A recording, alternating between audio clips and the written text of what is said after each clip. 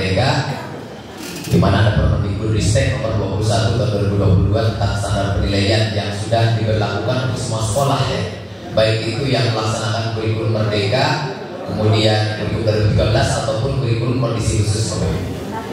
Alhamdulillah di nasional yang terlibat dalam pengembangan atau tim pengembang kurikulum Merdeka ini banyak juga orang Lembang, Bapak ya. Di antaranya ada Dr. Yogi Anggraena, sering bersama saya di Kementerian Dikbudristek untuk menyusun CP dan sebagainya, termasuk juknis di kurikulum Merdeka. Kalau nggak salah Pak Dr. Yogi itu lulusan SMP 1 Lembang, kalau nggak salah itu. Wah, jadi di nasional banyak berkiprah orang Lembang, Bapak Ibu. Nah, mudah-mudahan, tetapi jarang sekali orang Lembang ini diundang oleh orang Lembang gitu. Jadi orang Lembang kebanyakan mengisi aktivitasnya di luar Lembang, khususnya di Kota Bandung, Kabupaten Bekasi, Kota Bekasi, Depok gitu ya. Jadi di KBB sendiri sangat jarang, Bapak Ibu. Ya kami sesuai dengan undangan saja, kalau diundang ya datang, kalau enggak ya tidak ada, Bapak Ibu. Alhamdulillah untuk SMP Negeri 1 Lembang ini saya bisa memberikan sesuatu ya, diantaranya beberapa hal tentang kurikulum Merdeka yang bisa jadi banyak yang tidak menyampaikan dari tataran filosofinya, jadi langsung ke arah praktisnya. Seperti mengayuh sepeda, hanya tahu mengayuhnya tapi tidak tahu tujuannya kemana, Bapak Ibu. Nah, harapannya hari ini Bapak Ibu mendapatkan wawasan tentang pertamanya seperti apa kurikulum Merdeka itu, Bapak Ibu. Kebetulan di awal munculnya sekolah penggerak dan guru penggerak, 3 orang dari UPI diundang oleh Pak Menteri untuk menyampaikan filosofi Ki Hajar Dewantara.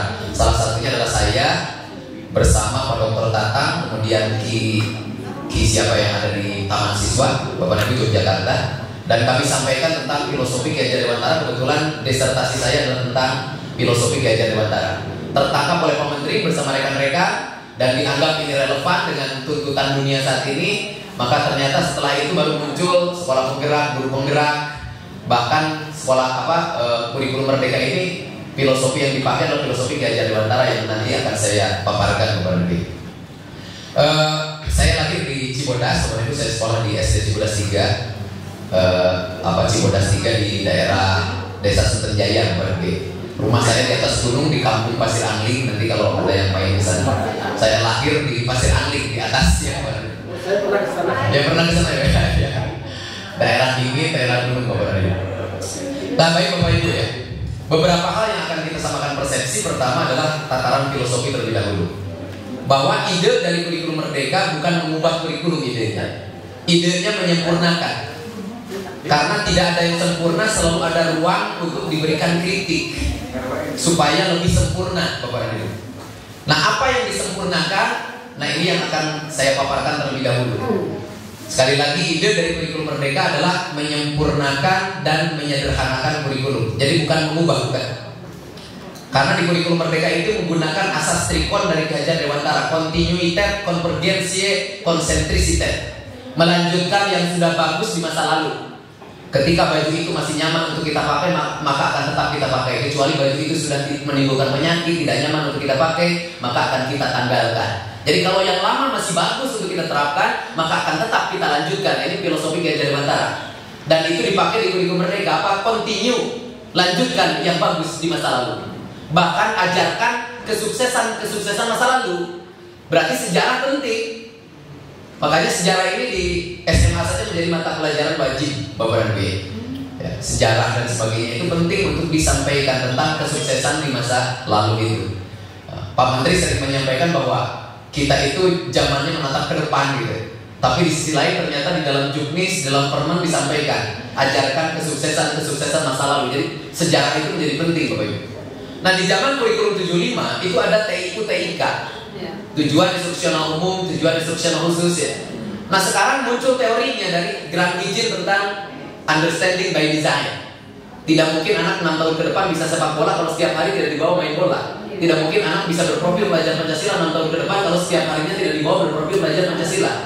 Jadi di balik tujuan jangka panjang, maka tujuan jangka pendek harus mengarah kepada tujuan jangka panjang.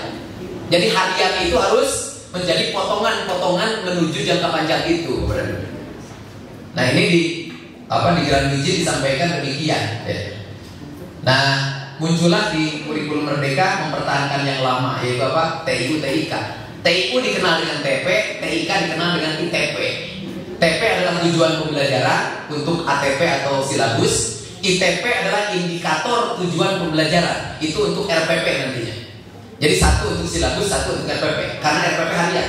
Kalau silabus rada panjang. Apalagi SKL, profil pelajar Pancasila lebih panjang lagi. Nah dengan demikian maka bagaimana potongan harian ini merujuk pada tujuan jangka panjang. Sehingga profil pelajar Pancasila itu benar-benar terwujud karena hariannya sudah ke profil pelajar Pancasila. Nah kemudian di kurikulum sebelumnya sering kita belajar tentang penilaian HOTS.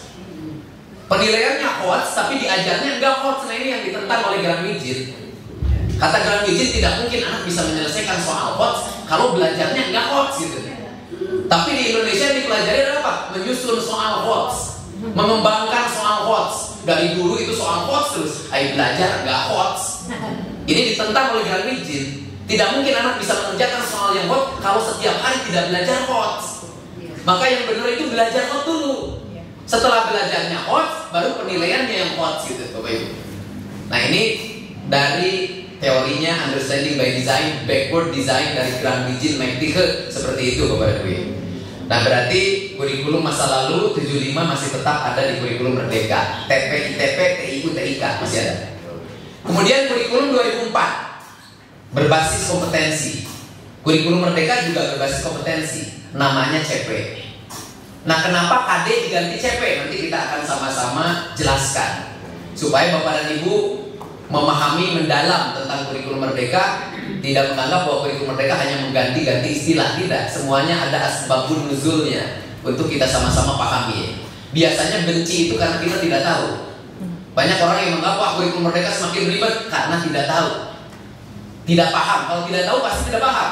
Karena dalam taksonomi Anderson C2 itu diawali C1. Tidak mungkin dia bisa paham kalau dia tidak ingat, tidak tahu. Maka tahu dulu itu menjadi penting C1 itu, membentuk takson ya, atau taksonomi.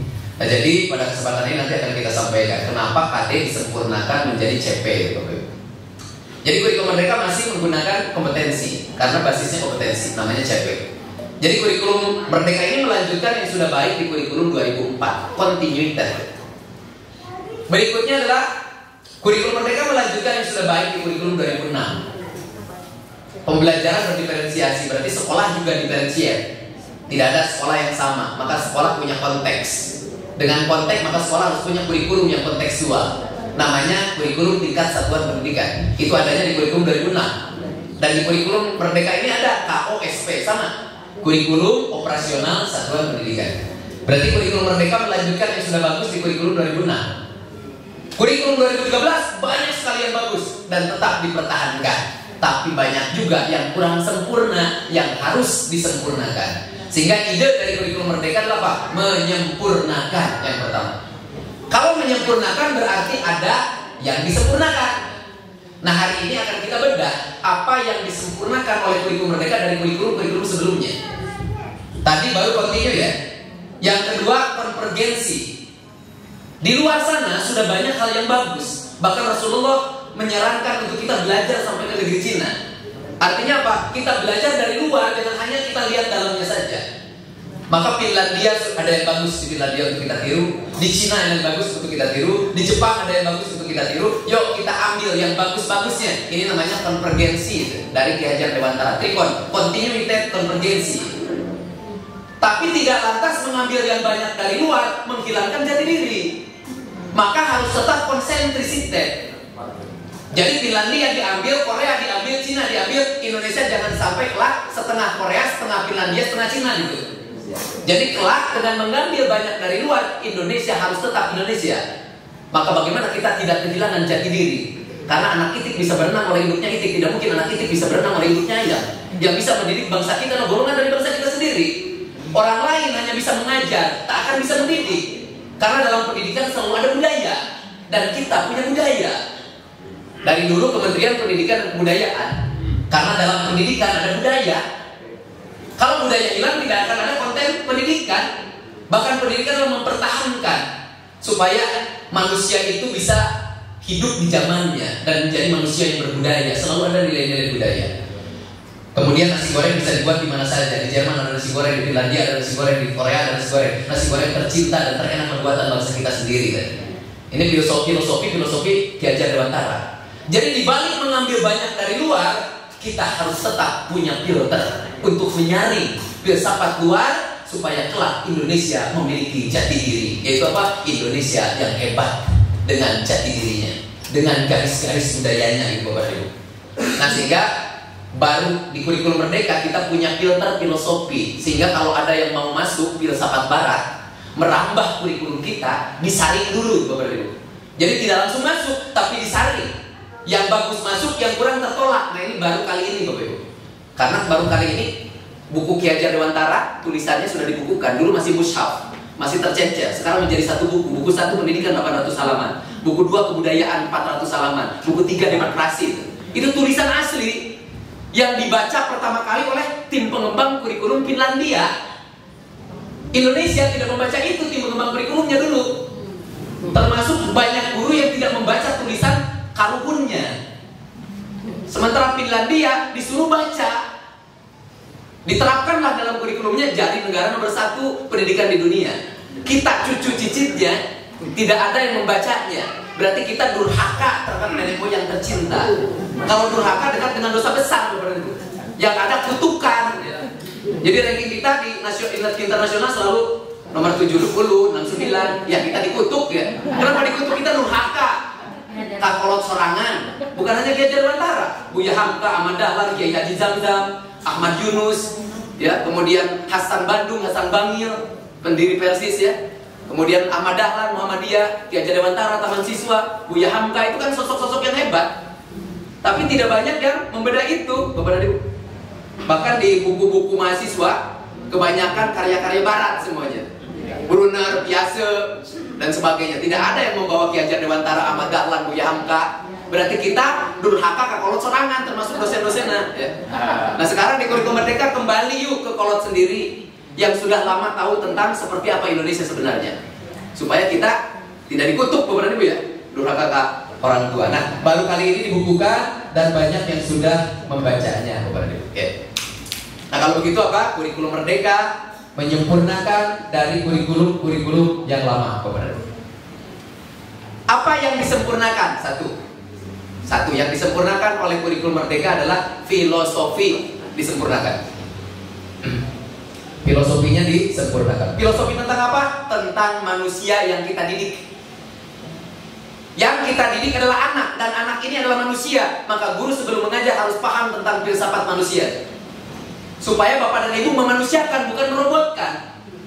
Saya khawatir guru yang tugasnya menuntun menjadi menjajah, karena filsafatnya keliru. Dari tuntunan menjadi penjajahan ya. Jadi banyak menguji anak, banyak memberikan tugas seabrek pada anak ya. Anaknya terjajah, tidak bisa tidur, numpuk tugas-tugas, bisa jadi. Nah ini pandangan filsafat yang nanti akan kita bedah. Indonesia lebih pada filsafat yang mana? Bukan berarti yang terbaik ya. Bapak Ibu silakan nanti lihat mana yang relevan dengan bangsa kita. Jadi filsafat manusia ada 3 Bapak. 1, nativisme. Nativisme memandang bahwa anak punya fitrah ketika dilahirkan. Artinya dia ketika lahir punya potensi. Karena dia punya fitrah, maka filsafat yang pertama, nativisme dari Arthur Schopenhauer, menganggap bahwa ada pencipta fitrah. Sehingga belajar itu selalu didekatkan dengan nilai-nilai ilahiyah, ketuhanan, tidak sekuler. Jadi dalam pendidikan itu selalu ada nilai-nilai Tuhan, religiusitas, ketuhanan. Nah ini nativisme. Tapi sayangnya pihak luar tidak dipandang mempengaruhi fitrah anak. Jadi menurut filsafat nativisme dalam pendidikan, biarkan anak tumbuh kemana saja, merdekakan dia. Guru jangan banyak ikut campur, karena guru kalau meskipun ikut campur tidak akan berpengaruh kepada anak-anak. Ini filsafat yang pertama. Sehingga filsafat yang pertama mengakibatkan anak di dalam kelas terlalu merdeka. Jadi kumaha anak dan merdeka.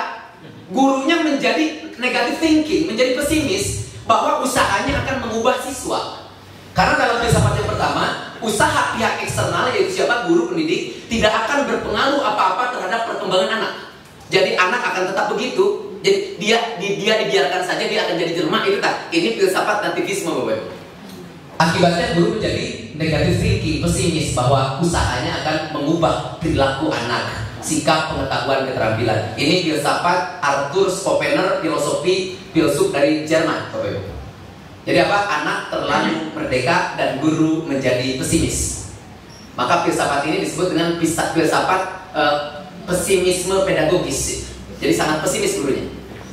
Ini filsafat yang pertama. Filsafat yang kedua, Bapak Ibu, dari John Locke tentang empirisisme, tabula rasa. Nah, ini tabula rasa. Anak terlahir seperti kertas kosong, tidak memiliki apa-apa, tidak memiliki fitrah dan sebagainya. Sehingga pihak eksternal sangat dominan untuk mengubah perilaku anak. Jadi guru sangat diharapkan untuk mengubah perilaku. Karena anak dianggap kertas kosong, tidak memiliki fitrah. Kalau tidak memiliki fitrah berarti tidak percaya pada pencipta fitrah. Maka filsafat yang kedua dalam pendidikan, dijauhkan nilai-nilai ketuhanan dari pendidikan. Ini yang disebut dengan pendidikan sekuler, ya. Jadi pendidikan sekuler cenderung menjauhkan nilai-nilai ilahiyah dari pendidikan. Filsafat John Locke, orang Inggris, tabula rasa. Apa? Anak terlahir seperti kertas kosong, tidak memiliki fitrah, tidak membawa apa-apa, dan dia kosong tanpa potensi. Sehingga yang berpengaruh adalah apa untuk mengisinya? Pihak eksternal. Apa yang terjadi? Pihak eksternal terlalu optimis untuk menjajah anak, sementara anak tidak dimerdekakan. Nah, ini filsafat yang kedua. Filsafat yang kedua memandang anak sama. Kalau memandang anak sama berarti apa? Pendidikan menjadi kompetisi. Pendidikan itu menjadi kompetisi. Karena memperlombakan monyet harus dengan monyet pada saat naik pohon. Melombakan ikan dengan monyet naik pohon, pasti yang ranking 1 adalah monyet. Melombakan ikan dengan monyet untuk berenang, pasti yang ranking 1 adalah ikan. Berarti melombakan monyet harus dengan monyet, melombakan naik pohon. Sehingga menjadi fair untuk dilombakan. Jadi pandangan anak yang sama mengakibatkan pendidikan menjadi penuh dengan perlombaan. Pendidikan itu banyak kompetisi, Bapak Ibu. Bahkan kompetisinya menjadi tidak jelas. Muncul ranking 1, ranking 2, ranking 3, tapi tidak jelas ranking 1-nya, ranking 1 apanya gitu. Ranking 2-nya apanya? Ini filsafat tabula rasa.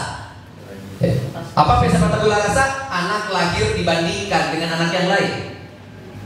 Ya, pertama anak dibandingkan dengan KKM. Lama-lama satu anak dibandingkan dengan anak yang lainnya, ya. Kalau ada perbandingan berarti ada apa, Bapak Ibu? Kompetisi. Kalau ada kompetisi berarti ada apa, Bapak Ibu? Juara. Kalau ada juara berarti akan ada apa, Bapak Ibu? Ranking. Kalau ada ranking, kompetisinya dari apa, Ibu? Dari ujian. Sehingga pendidikan dari menuntut menjadi menguji, ya. Tes. Ini ciri-ciri tabula rasa, Bapak Ibu. Jadi pendidikan yang membandingkan yang muncul ranking, pendidikan yang penuh dengan kompetisi, pendidikan yang nanti cenderung menguji, ini ciri-ciri tabula rasa itu, Bapak Ibu. Filsafatnya tabula rasa. Apa? Empirisisme. Kalau dalam pendidikan terlalu banyak kata wajib, ini tabula rasa, Bapak Ibu. Wajib A, wajib B. Ini tabula rasa. Kalau pemerintah banyak mengatur profesional, berarti tabula rasa. Siapa yang profesional? Kita, karena kita guru. Guru adalah profesi, yang mengisinya adalah profesional. Profesional memiliki kompetensi, memiliki profesionalitas, memiliki profesionalisme. Tapi kita kemarin banyak diatur oleh pemerintah yang struktural. Jadi seorang profesional diatur oleh pemerintah yang struktural. Ini ciri-ciri tabula rasa, Bapak Ibu. Jadi profesional adalah memiliki kompetensi. Struktural itu bukan profesi. Kemdikbud itu kan bukan profesi. Pemerintah kan bukan profesi. Tapi kemarin kita banyak diatur oleh struktural. Padahal kita ahlinya, Bapak Ibu. Kalau ada di rumah sakit, dokter yang memeriksa pasien, direktur rumah sakit tidak ikut campur. Ada yang ikut campur, gak paru-parunya nih salah nyimpen, gak ada. Direktur rumah sakit paham bahwa yang melakukan operasi bedah itu adalah pakarnya, profesional. Serahkan saja pada ahlinya, maka akan selesai masalahnya. Nah, jadi serahkan pada ahlinya. Siapa? Ya Bapak dan Ibu. Sebagai seorang profesional yang mengisi profesi, tentunya sudah terikat dengan profesionalitas, profesionalisme, kompetensi gitu. Nah, ini yang perlu dipahami. Filsafat yang kedua apa? Tabula rasa. Nah, sekarang kita masuk pada filsafat yang ketiga, Bapak Ibu. Nah, ini filsafat yang ketiga berdiri di tengah. tidak terlalu memerdekakan anak, dan tidak terlalu menjajah anak. Dia berdiri di tengah-tengah seperti yang Tuhan harapkan dari diri kita. Berdirilah di tengah-tengah, Bapak-Ibu. Ini yang disebut dengan konvergensi. Pakarnya William Louis Stern. Konvergensi. Apa yang kata filsafat konvergensi? Anak terlahir seperti kertas tertulis suram, samar. Tugas guru mempertebalnya. Jadi anak tertulis suram, berarti dia punya potensi. Tugas guru mempertebal, berarti pihak eksternal dihargai. Sehingga konvergensi menganggap bahwa apa? Guru akan punya pengaruh terhadap hebatnya anak, tetapi potensi pun akan berpengaruh terhadap anak hebat. Berarti antara potensi dan pengaruh dari luar. Berarti antara dasar dan ajar, antara intelligible, non-intelligible, antara jiwa, raga, antara akal, syahwat, antara tuturi, andayani, antara subjek, objek, antara kaula, gusti. Manunggaling kaula gusti dalam satu diri anak. Ini filsafatnya konvergensi. Tapi gusti di sini bukan gusti Allah. Gusti ini gusti subjek. Kaula ini kaula objek. Jadi antara subjek dan objek pada diri manusia itu selalu ada dua-duanya. Sehingga sebagai subjek boleh dia merdeka, tapi sebagai objek dia akan tunduk terhadap kemerdekaan orang lain. Jadi merdeka versi bangsa kita adalah apa? Merdeka yang bebas selama tidak mengganggu kemerdekaan banyak orang. Sehingga hasil akhir adalah apa? Bersatu, Bhinneka Tunggal Ika, berbeda-beda tetapi kelak kita bersama pada barisan yang sama. Ini tabut apa? Konvergensi, Bapak Ibu. Dan Ki Hajar Dewantara condorong ke yang ketiga, konvergensi. Anak terlahir punya potensi dan guru punya pengaruh untuk mengubah perilaku anak tadi. Nah ini berarti lebih kemana Bapak Ibu? Konvergensi. Yuk kita lihat pengertian pendidikan dalam Undang-Undang Nomor 20 Tahun 2003. Pendidikan adalah upaya sadar dan terencana. Berarti upaya pihak luar, eksternal. Supaya apa? Supaya setiap anak tumbuh potensi dalam dirinya sehingga kelak dia menjadi dirinya yang sebenarnya. Nah itu pengertian pendidikan kan? Tumbuh sesuai potensi anak. Berarti anak punya fitrah. Nah kalau saya tanya, pengertian pendidikan dalam Undang-Undang Nomor 20 Tahun 2003 lebih kemana filsafatnya Bapak Ibu? Nativisme, konvergensi, atau tabula rasa? Sepakat. Pengertian pendidikan dalam Undang-Undang bangsa kita adalah konvergensi, yaitu apa? Kita harus punya pengaruh terhadap anak dan anak dihargai potensinya. Berarti konvergensi. Nah sekarang kita uji praktek di kurikulum sebelumnya itu cenderung kemana Bapak Ibu? Apakah ke konvergensi, apakah ke filsafat yang tabula rasa atau nativisme? Ya, kita cek dulu. Satu, kompetensi dasar. Nah, kita bedah ya. Kompetensi dasar. Pengertian KD dalam Permendikbud Nomor 24 Tahun 2016 yang sudah dicabut menggunakan Permendikbud Nomor 37 Tahun 2018 dinyatakan bahwa KD adalah kemampuan minimal yang harus dikuasai oleh siswa merujuk pada kompetensi inti. Kemudian kompetensi inti kita definisikan. Kompetensi inti adalah apa? Kemampuan minimal yang harus dikuasai oleh siswa pada setiap jenjang kelas. Jenjang kelas di Indonesia berapa? 1 tahun. Berarti semua kompetensi tadi harus dikuasai oleh siswa dalam waktu 1 tahun. Nah ini tabula rasa. Sekali lagi, KD apa pengertiannya? Kemampuan minimal yang harus dikuasai oleh siswa pada setiap tahun. Jadi anak yang beda menurut filsafat konvergensi diharapkan selesai pada waktu yang sama. Ini berarti tabula rasa. Karena kalau selesai pada waktu yang sama, maka anak harusnya sama. Dan pandangan terhadap anak yang sama ini adalah pandangan dari tabula rasa. Paham Bapak Ibu? Paham. Oke, sekali lagi. Apa kata KD? Anak harus selesai pada waktu yang sama. Padahal menurut teori konvergensi anak berbeda. Tidak ada anak yang sama. Anak unik dengan segala keunikannya, beda dengan segala perbedaannya. Berarti anak tidak ada yang sama menurut filsafat konvergensi. Tapi kenapa anak harus selesai pada waktu 1 tahun sama? Berarti dia dianggap sama.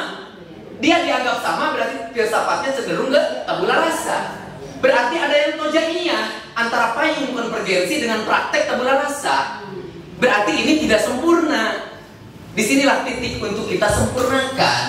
Berarti KD cenderung ke tabula rasa, sementara pengertian pendidikan cenderung ke konvergensi. Tojanian antara tabula rasa dengan konvergensi. Berarti harus disempurnakan. Kita lanjutkan. Apa akibatnya dengan adanya KD? Anak dianggap sama. Monyet dikompetisikan harus dengan monyet baru adil. Monyet dikompetisikan dengan ikan, ya tidak fair. Karena anak dianggap sama, berarti di kelas banyak kompetisi. Pertama apa? Dibandingkan anak dengan KKM. Anak-anak KKM. KKM apakah tabula rasa atau konvergensi? Kita lihat. Dengan adanya KKM, angka mutlak absolut. Pertama anak dibandingkan dengan KKM. Di bawah KKM dianggap gagal, remedial. Di atas KKM dianggap berhasil. Lama-kelamaan satu anak akan dibandingkan dengan anak yang lainnya. Padahal ketika anak beda, nggak untuk dibandingkan. Jeruk tidak fair dibandingkan dengan apel. Kenapa? Karena kalau jeruk ranking 1, apel akan protes. Kenapa jeruk ranking 1? Kan bagian-bagian tertentu saya yang ranking 1. Begitu juga kalau sebaliknya, kalau apel ranking 1, maka jeruk akan protes. Dengan demikian, dengan adanya KKM pendidikan menjadi dibandingkan antara satu anak dengan anak yang lainnya. Perbandingan menunjukkan adanya manusia dianggap sama tadi, Bapak dan Ibu. Dianggap sama kan tadi monyet dengan monyet baru fair untuk dikompetisikan. Berarti dianggap sama. Berarti sekali lagi KKM lebih kemana? Tabula rasa lagi. Pengertian pendidikan konvergensi, prakteknya banyak tabula rasa. KD tabula rasa, KKM tabula rasa. Di kelas terlalu banyak kompetisi, perlombaan, tabula rasa lagi. Kemudian nanti muncul ranking kembali tabula rasa. Karena nanti setelah dibandingkan dengan KKM, maka satu anak dibandingkan dengan anak yang lainnya, nanti mana yang nilainya paling tinggi itu ranking 1, itu ranking lagi. Berarti ranking tabula rasa. Berikutnya, setelah satu anak dibandingkan dengan anak yang lainnya, kemudian muncul ranking, Bapak Ibu. Ranking muncul, ya. Akibatnya adalah apa? Ketika muncul ranking, nanti anak dibandingkan, kemudian ranking peringkat 1 dan sebagainya, maka muncul ajang yang disebut ujian. Ujian PH, PTS, PAT, PAS, 2 PH sama PTS sama PS bagi 4 masuk rapot. Ini ciri-ciri tabula rasa. Jadi pendidikan yang asalnya menuntun menjadi menguji anak. Padahal yang cocok untuk diuji adalah gurunya, bukan anaknya. Karena guru adalah profesional. Seorang profesional harus memiliki profesionalitas, dan profesionalitas yang teruji melalui ujian-ujian untuk dibentuk. SMK itu nanti kelak akan mengembang profesi tertentu, makanya dibentuk anak SMK itu dengan tes PH, PTS, PAT, PAS, UK, UKK. Di SMK begitu. Banyak tes di SMK karena cocok. Kalau tidak cantik, tidak akan ada perusahaan yang mau membeli. Maka anak SMK itu dicantik-cantik dengan diuji. Mau kesini dikesinikan anak SMK, mau kesini dikesinikan. Supaya apa? Supaya cantik. Karena kalau tidak cantik, perusahaan nggak mau beli. Begitu juga guru. Maka guru dan anak SMK dimasukkan ke dalam pendidikan khusus. Apa itu pendidikan khusus? Career skill. Karena kelak akan mengemban profesi tertentu, maka dia menjadi dibentuk oleh ujian. Tapi sayang, UKG guru SMP adalah 56 rata-rata nasional. Datanya dari saya, SD 54, SMP 56, SMA 57. Ini fakta Bapak Ibu. Hasil UKG guru SMP rata-rata nasional adalah 56.